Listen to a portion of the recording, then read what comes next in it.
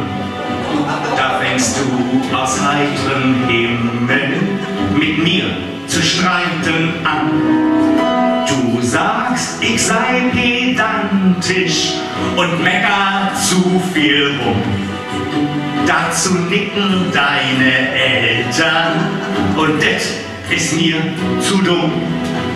Ich heb mir nicht die Blöße zu streiten so wie du. Drum sag ich freundlich lächelnd, mein Schatz, hör jetzt gut zu. Es ärgert mich seit Jahren, wie du beim Essen schmatzt und dich vor allen Leuten an deinem Hintern kratzt. Auch wenn ein Glas zu viel trinkst, wirst du meist ordinär. Du fängst blöd an zu schielen und säufst selbst leer. Bei allen deinen Witzen lacht jeder nur gequält, weil du erst beim Erzählen merkst, dass dir die Pointe fehlt. Ich kann auch nicht mehr hören, dass dich dein Chef verkennt. Der kann halt keinen gebrauchen, der ständig geistig pennt.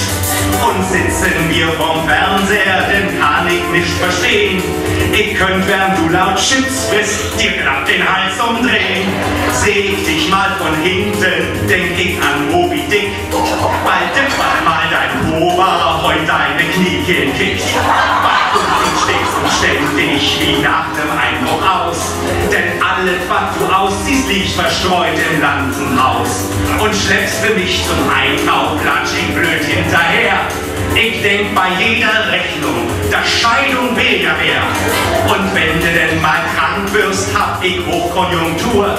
Ich peppel und bedien dich und dit rund um die Uhr. Doch hab ich selbst mal Fieber, denn sagst du zu mir glatt: Mensch, Schatz, ich hab so'n Hunger, wann kochst du endlich wat? Mir lacht's, wenn du die Klotür direkt vor mir verschließt und bis zur Selbstbetäubung dort die Bravo heimlich liest. Auch wenn du in der Bande Helene Fischer singst, denn wünsch ich mir des Öfteren, dass du darin ertrinkst.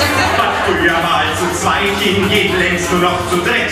Bei allem, was wir machen, muss jetzt dein Smartphone mit. Du hast mich nie betrogen und wüsstest nicht mal wie, weil für so'n Techtelmechtel fehlt dir die Fantasie. Selbst wenn du dich nachts opferst, im Bett mal nett zu sein, denn kommst mir vor, als schlag ich grad den stahlenen Nagel ein. Danach hör ich dich schnarchen und sag zu mir, tu's nicht, weil ich drück dir zu gern mal mein Kissen aufs Gesicht. Mein Schatz, zu unserer Ehe fällt mir grad nicht mehr ein. Doch wenn ich das ertrage, denn wird's wohl Liebe sein.